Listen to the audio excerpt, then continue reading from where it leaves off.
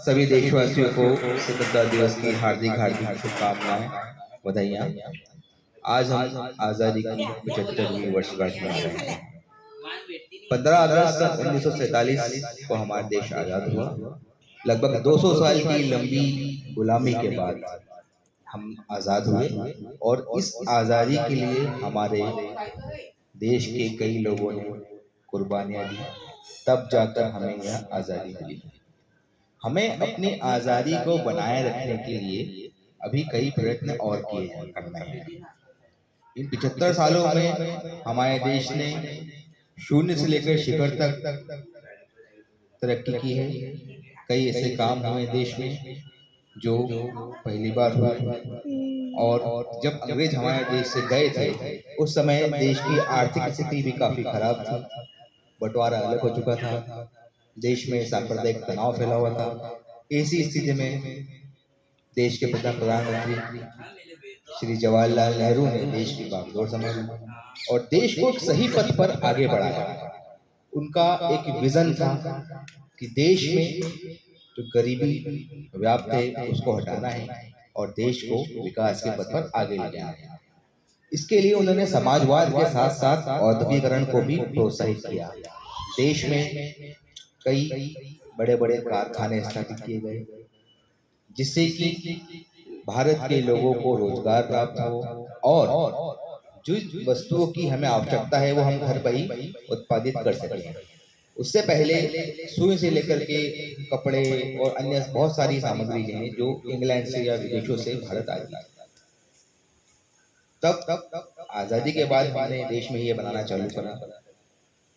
BHEL भेल की स्थापना की गई। इसके साथ ही हमने विज्ञान की तरफ भी ध्यान दिया।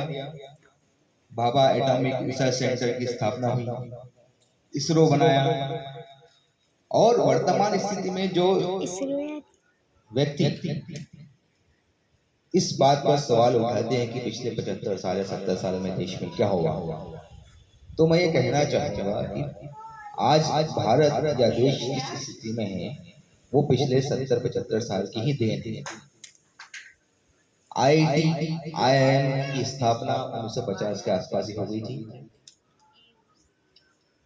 परमाणु ऊर्जा आयोग का गठन भी उसी वक्त प्रथम प्रधानमंत्री के समय हो चुका था। कल कारखाने, सबसे बड़ा डैम भाखड़ा नंगल डैम उसी समय बन चुका था। बिजली के संयंत्र लगाए गए थे, सड़क बनाई जा रही थी। मतलब देश में इंफ्रास्ट्रक्चर का डेवलपमेंट किया जा रहा है। इसी के साथ खाद्यान्न की कमी ना हो उसके लिए देश में हरित क्रांति लाई गई। विभिन्न प्रकार की फसलों का उत्पादन बढ़े, इसके लिए सरकार ने योजनाएं बनाई किस प्रकार से खाद्यान्न का उत्पादन बढ़े। पहले हमारे देश में गेहूं तक हम आयात करते मंगाते थे बाहर से, लेकिन अब हम गेहूं में नंबर 1 है। इसी के साथ अन्य खाद्यान्न में भी यही स्थिति है। तो देश ने जो कुर्बानी दी है उसको हमें अखंड बनाए रखना है। सांप्रदायिक तनाव ना हो देश में, सांप्रदायिक सद्भावना रहे, इसका ख्याल रखना है। यह कहना अभी गलत है कि बंटवारा जो हुआ है धर्म के आधार पर हुआ है या इसमें किसी का दोष था। नहीं, यह तो अंग्रेजों का प्लान था जो कि भारत पर थोपा गया था और